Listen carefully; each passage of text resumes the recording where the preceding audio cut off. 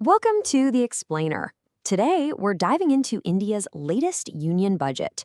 But here's the thing, we're not just going to look at the numbers for the next year. We're going to unpack how this budget is really being framed as a blueprint for the next quarter century. Right from the get-go, the messaging around this budget has been crystal clear. As you can see from this quote, the focus isn't just on the next fiscal year. It's about the next generation. This is being presented as a strategic roadmap with a really powerful long-term vision. So, to really get what this budget is all about, you first need to understand this one key idea, Viksit Bharat, which translates to a developed India. This is the super ambitious goal to completely transform the nation by 2047. That's its 100th year of independence. And that goal, that's the lens for every single policy decision we're about to discuss. So here's our game plan for this explainer. We're going to unpack that vision for 2047. We'll look at the core economic strategy, the big bets on future industries, the focus on specific groups of people, and of course, the challenges that are waiting down the road. Okay, let's start with this big picture blueprint. The government is using this really powerful metaphor of a highway of immense opportunities. The whole idea is that every single policy we're going to look at is basically another mile marker on this long journey towards a transformed modern India. So the big question is, how do you actually power this journey? Well, the strategy is a real balancing act, as you can see right here. On one hand, you've got massive spending to build for the future, and on the other, you've got to stay fiscally disciplined to keep the economy stable right now. The spend big part of the strategy kicks off with a massive injection of cash into what's called public capital expenditure, or CAPEX. We're talking a record 12.2 lakh crore rupees. That's over 12 trillion rupees, all dedicated to building core infrastructure. You know, things like roads, railways, and ports. And wow, this chart really tells the story. The sheer scale of this increase is what's so striking.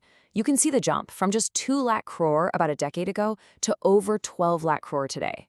The economic theory here is that this huge government spending will crowd in private investment, creating this amazing domino effect of growth across the whole economy. But here's the other absolutely crucial part of the strategy. It's doing all of that spending while keeping a really tight grip on fiscal discipline. The government is projecting a continued reduction in both the fiscal deficit and the overall national debt as a percentage of GDP. The goal is stability, even while it's investing so heavily in growth. Okay, with that foundation in place, let's move on to the next pillar and see how this budget builds on it. See, it's not just about building roads, it's about paving the way for those high-growth, technology-driven industries where India really wants to be a global leader. The government has zeroed in on these specific sunrise sectors, the industries it believes are going to power the next wave of economic growth.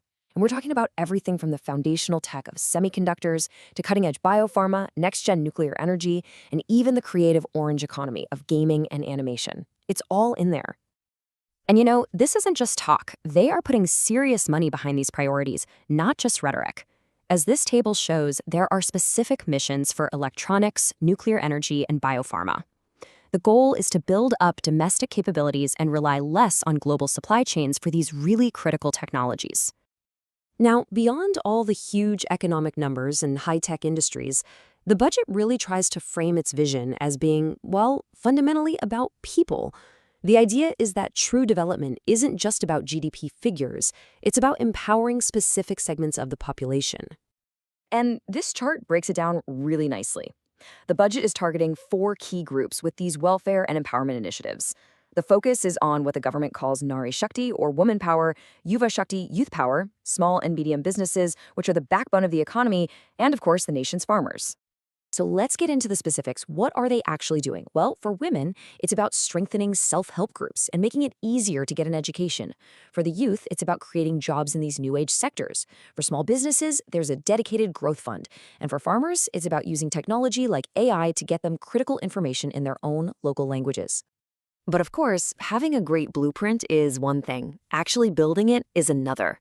While the vision is clear, its success really hinges on navigating a pretty complex global environment.